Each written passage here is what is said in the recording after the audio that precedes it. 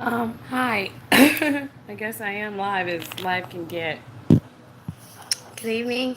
Um, my name is Elizabeth, or Denise says I am called here in the Midwest. Beth, for a lot of you who might know me in Southern California. Um, Liz to the rest of my family. I don't know if any of them will watch, but um, might be some interesting language. So I'm gonna try to not curse as much, but I cuss like a sailor. That's how it is with me. Um, Story time. um, Quick background about me before I get into this today or this evening.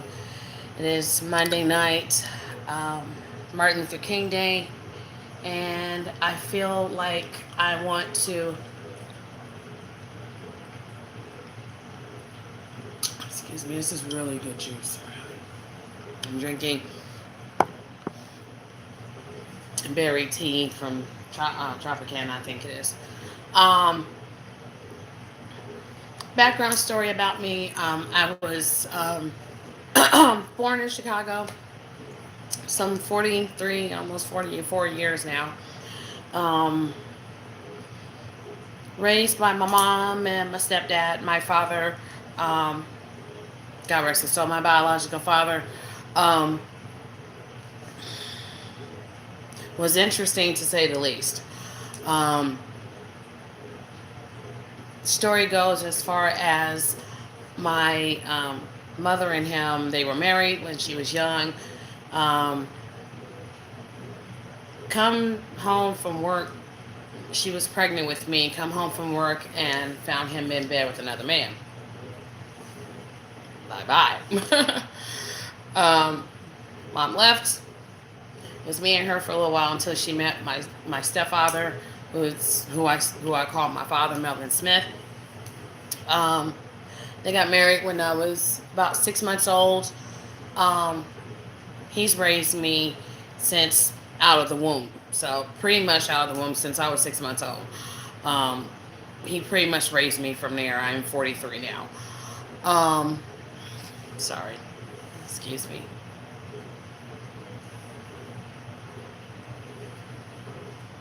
Trying not to have too much emotion, although that could be a interesting thing. Um, when I was little, things were different then. My parents were on drugs. They were on. They had a $500 a day cocaine habit, plus 35 other drugs, as long as I can remember. Um, when I was about 5, we moved to um, Los Angeles, California, from Chicago.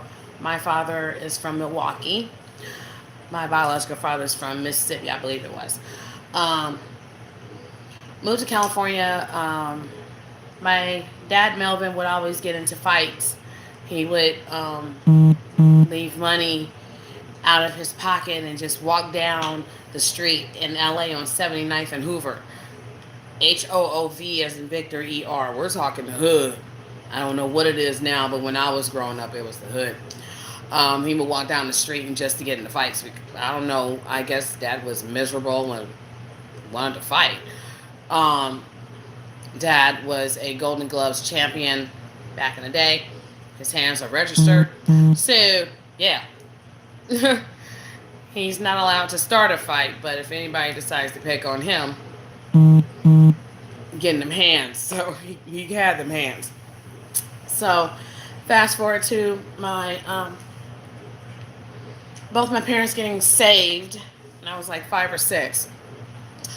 Um, Getting saved is a phrase that people use, like, I met Jesus, I turned my life around. I'm no longer, on drugs, I'm no longer gang banging. I met Jesus. That's how it is. They got saved. Um, there is one story I must tell, and Dad will probably kill me. Sorry, but world needs to hear this. My father actually took the Bible verse. Go out and if I'm going to paraphrase it, so I don't know if I got it right, but I'll try to put it down in the description later. Go out into the highways and hedges and compel them to come. Compel the people to come into the church. Like talk to them. Share them your testimony, how you got saved. Cool. Well, ha! Dad took going to the highways and hedges a little too literally. We had a church van he would drive, and he would go out into the streets of LA and beat the men up and throw them into the van and take them to church. They get saved because they were scared of my father. uh, Good job, Dad. I had to tell that story. Dad, go out to the highways and hedges means go out and teach and preach and bring them into church. Don't beat them. Don't beat their ass. Church, that's just not. Hey, that's what he thought. He interpreted the Bible a whole lot of wrong. Um, that was one of the funniest ones I remember. But I grew up in church, Church of God in Christ, Kojic, Holy Rollers, shouting and jumping and rolling around the seats in the front row. That's what I grew up in. I'm a preacher's kid. That's minister, elder, pastor, mom's an evangelist, and here I am, a heathen. Ha! Anyway, um, I grew up in a time in the 80s where we were taught to respect our parents no matter what they said. It was do as I say, not do as I do. Um, I grew up resenting my parents a lot because they would always bring in other people off the streets and their kids, and me and my brother would have to share our toys, and we'd have to share our space in our room, just share what made us us with these strangers. We didn't know them, they didn't know us, and I grew to resent my mother for that. um, a lot of people have always said since I was a little girl, oh, your parents are the coolest, your parents are awesome, I wish I had parents like you. And I'm saying to myself, do you not know the hell we go through behind closed doors? There was abuse.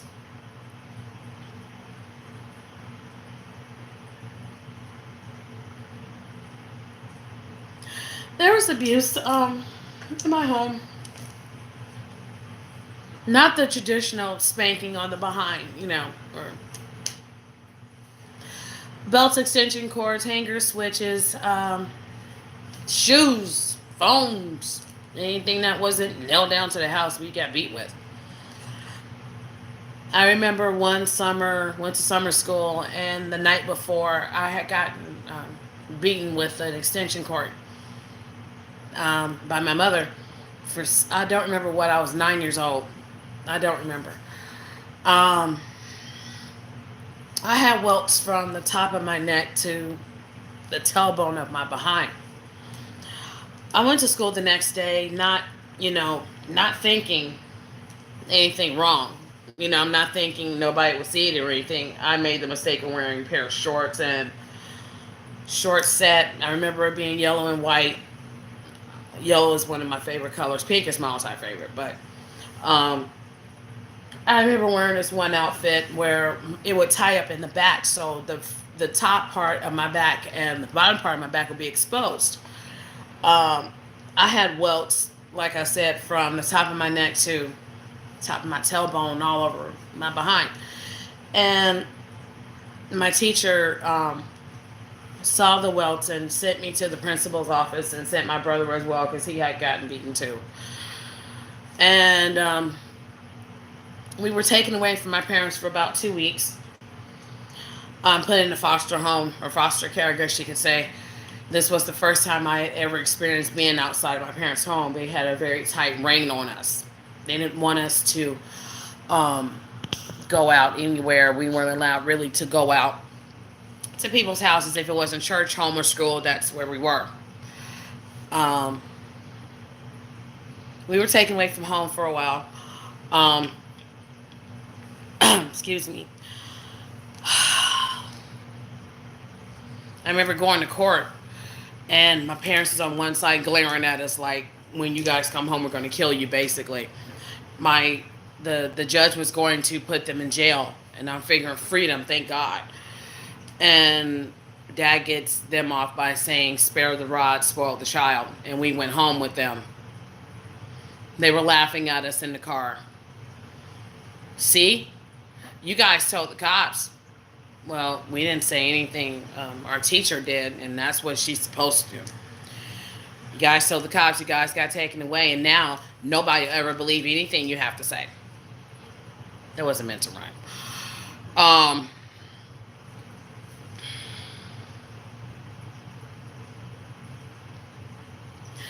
when we got home,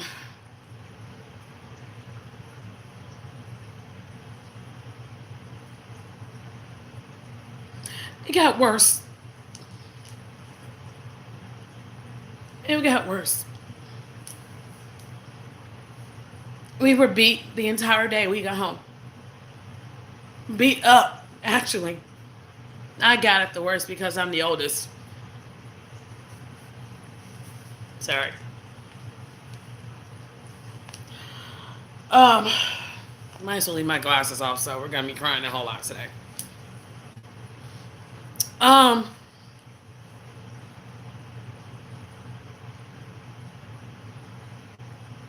I remember feeling helpless and hopeless. Nobody would rescue me now. I started running. I'm gonna go back a couple years. I started running away from home at 7 because of the abuse at home. It was the. It was never sexual abuse. It was more physical, emotional, mental abuse.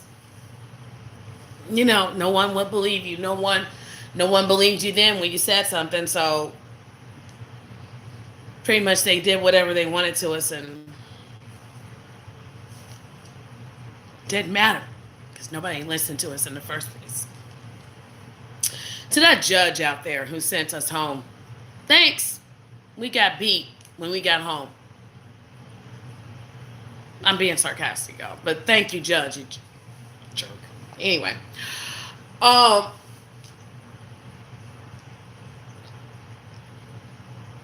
I've always had a problem with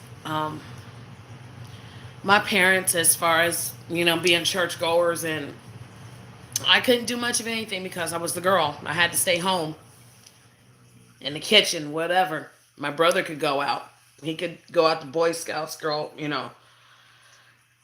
roller skating, whatever. I was stuck at home. That's where that's where I was. I felt like a bird trapped in a cage. Uh the running away I did stopped only after I finally left home when I was about 13. 13 years old, in Inglewood, California at this time. Uh,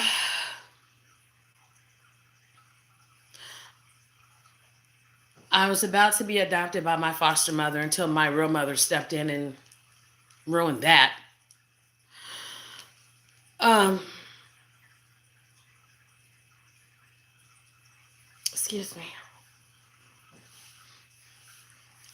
Oh,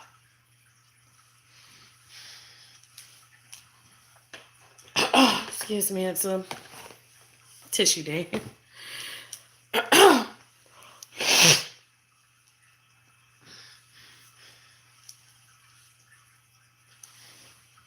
My mother and I's relationship has never been the greatest. From the time I went into foster care when I was 13 until 18, I never really spoke to my mom then. We went to the same church, sang in the same choir. It was like I didn't know her, she didn't know me. She would walk right past me and not speak to me. Her own daughter. Um,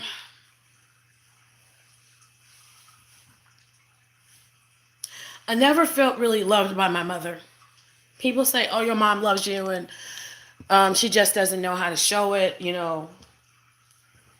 things going on in her life. Well, it didn't really matter to me because I was the kid. Why are you mistreating me because of the bullshit you went through? And I'm sorry, mom, if you hear this, I'm sorry. Like I said, put a disclaimer up. There's me some words in here you might not like. Um, until recently, is about a year ago, we didn't have a good relationship. I'm going on 44. I'll be 44 in July.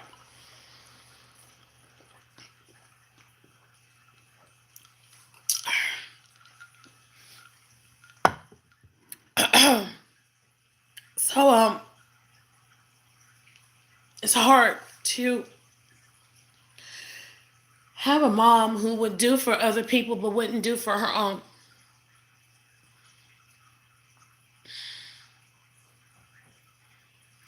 Always taking other people's kids in and them in, but would barely do anything for her own children. What kind of mother is that? Bull crap. Um, I hated my mother for a very, very long time. Even considered her dead. Mother was dead to me for a very long time. Um,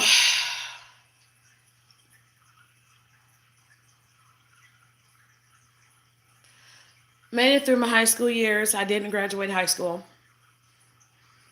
because I was always I wasn't home. There was no reason for me to be at home between the abuse and always getting hit for something or anything. If my brother did something wrong, I get fucked up. Never failed. Um,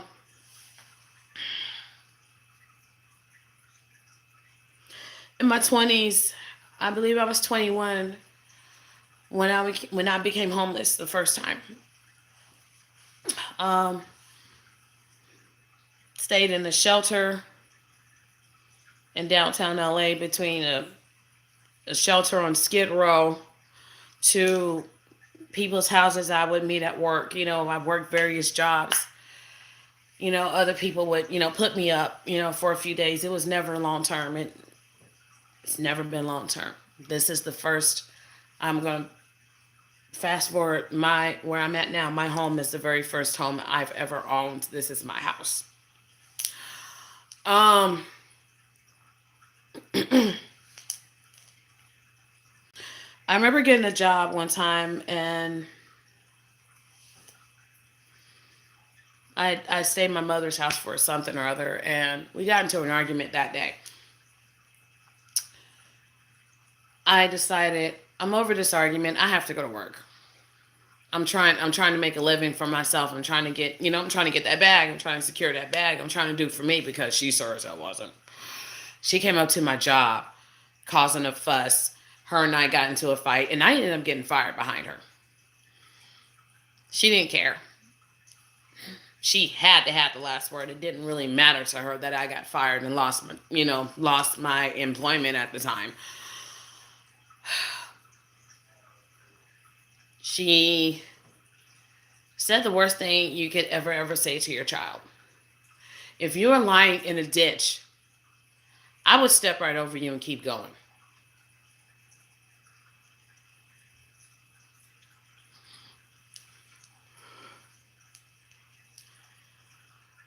Whew. Between boyfriends, friends, from the time I was 21 until just about 4 or 5, no, about 4 years ago. I've been with my guy almost 4 years now. I have never had a place of my own. I've always been homeless. Always living with this person or living with that person or living over here, living over there. I've lived from Southern California all the way to Tampa Bay, Florida. All points in between. I've been a nomad, a gypsy, whatever you want to call it. Um,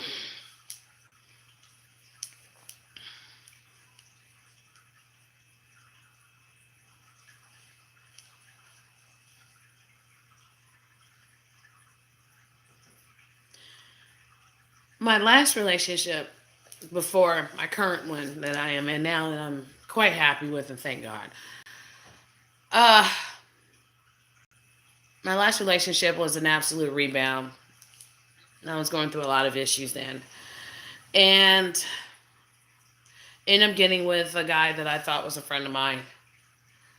We ended up getting together, and I find out that he's not the strong man that he claims he was. Me personally, I need a man who, has the cojones to, go out and get that bag, get that money, make sure we straight. I was out busting my ass for us and the house and my roommates, and I'm like, wait a minute. How did this turn into me taking care of you when that's not my job? How I was raised, a man takes care of a woman. Always. Make sure she got money, make sure she's taken care of, basically. He didn't do any of that. I had to buy my first phone. I had to buy on my own after waiting around for a year for him, to buy my phone. He said, "Oh, I would get it." Oh, a year later, still no phone. I took my paycheck, bought my phone. Then he wanted to get all, uppity and mad. Oh, I said I was going to get it. I don't have another year to wait on you, dude. Matter of fact, he was in the car with me when I got my phone. He couldn't say anything about it either because I paid for it. Um, I come to find out that he's an absolute wuss. Would not stand up for me at all. I had to really fight my battles by myself. I'm like, then what are you here for? Sex was trash. So why are you here again? After him and I broke up, I was still living in the house that he was in with our other roommates. I was given an eviction notice because my ex told our roommate it's either her or me. I was thrown out. Four guys in that house. Four dudes in that house.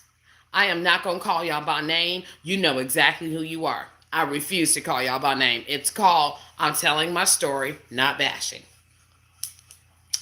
I ended up getting put out by those four gentlemen.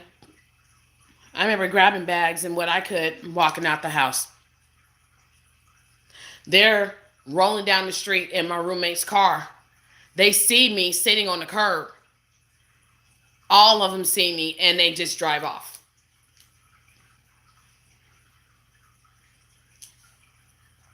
That was back in 2014.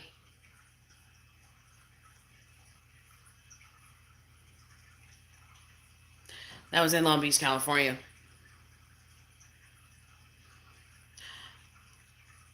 I called a couple of people that I thought I was friends with. Hey, I need a place to stay. Need some help. One guy said, sure, you can come over to my house in Riverside, not knowing that he lived with his parents, and I was not welcome to stay there a single night. I used the last of my money that I could have used for eating to get out to this man's place, and he's telling me, oh, my mom said you have to leave. Sorry, you have to leave, and no, I don't have the money to send you back.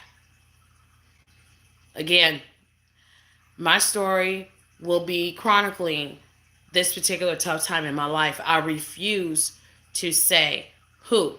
I'm just going to tell you what happened. I end up leaving his house. I sporadically speak to him now. I left his house and ended up sleeping in a park on the ground. Ants and stuff crawling all over me. And it rained that night too.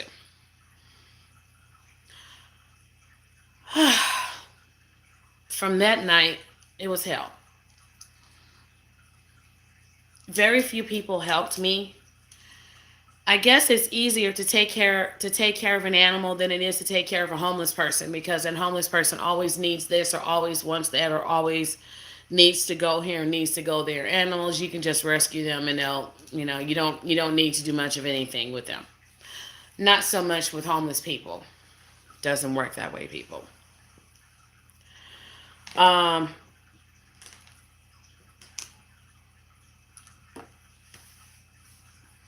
a few people helped me along the way. Give me a couple of nights here and there, to sleep in a hotel. Nothing that was substantial, nothing to really get me on my feet, or nothing solid to, have a roof over my head. And I am not of the opinion of sleeping around to have a roof over my head. I had to do that, but I was tired of doing that, so no, I was not doing that. Um, One gentleman did help me, and we had a falling out. I would say I kind of went crazy, but then again, you have to understand where I was. I was in survival mode. This is me now when you're homeless and struggling, and it's you trying to figure out where your next meal is going to come from, where you're going to sleep, what are you going to do. You get in that mindset, and that's all you think about. I've apologized to said person, and we're friends now. So, um, me being homeless in California with my mother living in Lancaster, I finally reached out to her after a week or so on the streets. Mom, can I come home? Please, I need a place to stay. I'm homeless in Long Beach. I'm sleeping in front of a church. I was on I was on Ocean Boulevard and where the Blue Line runs, so downtown Long Beach, sleeping in front of a church. She said, I have to talk to your father. Why do you have to even ask my father, who's really not my dad, but he is my dad, about your child needing a place to stay? What's up with that? I got mad and just said, never mind. If that's how it's going to be, I'm good. Called my aunt. She arranged a way for me to come out to the Midwest. I left California December of 2014. Moved out to Elgin, Illinois. New place. I'm thinking I'm with my aunt, the best person in the world. I loved her. I thought nothing but the best of her. I thought the world of her. Um, that was a disaster. The good parts of that was, um, I enrolled in Elgin Community College to obtain my GED, which I'm going to go back for. Um, that was a good thing. I made some friends out this way. Uh, but living with family that you don't know isn't always a good thing. Um, I was pretty much the housemaid. I had to do whatever they said do because, oh, you're not working, you're just going to school. I'm like, okay, I'm going to school to get my GED so I can work, and I can't work until I get my GED. And, you know, just work with me. And it just wasn't happening. Most times I was forgotten about for food. They would use up all my food stamps.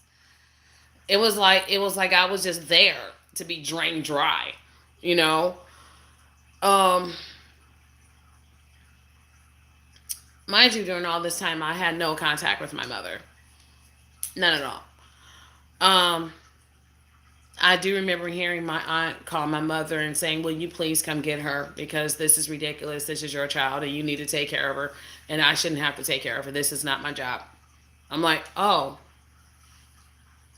thanks. Thanks for letting me know how you really feel." So my attitude changed from love to I'm tolerating you until I can do better. Um, let's fast forward to July 2015 when I met my sunshine, my fiance. Met him online. We talked for about 4 days, and I ended up moving in with him 4 days later. Never looked back. Didn't care to. Didn't want to. And I didn't give a damn who didn't care, who didn't like it. I was happy, and I was tired of being forgotten about. And as a matter of fact, this time I was sleeping on a comforter on the floor in an empty apartment because they were moving. My aunt was moving, and nobody cared to ask me what I wanted to do with my things. They just took my things with them. Just left me there with hardly any food. So the man who I eventually would get with would have to send me a few dollars for the next few days. So I had to budget that. Uh, I moved in with him that Thursday. Um, the 30th actually, and we've been together ever since. Him and I have had some ups and downs, including me having major surgery. I had to have total abdominal hysterectomy surgery, November of 2015. He stood by me through all that. I am unable to have children no matter what. That's okay. I I have come to accept that because Lord knows I'm nuts and there's no point to it. Anyway, um, him and I have been together for almost 4 years, and I'm happy. I'm happy. I'm healthy. I'm good now. Um, Anybody wondering, oh, what happened to Denise? What happened to Liz? I'm fine. I'm good. I have a beautiful home. I have a wonderful man that loves me, and I'm good. So, yeah, that's my story time. Yes, we're getting married. Not exactly sure when. We have to set a date, but I will certainly let you guys know when. Um, Thank you guys for watching, and yeah, that's it. That's pretty much it. You guys take care. Bye.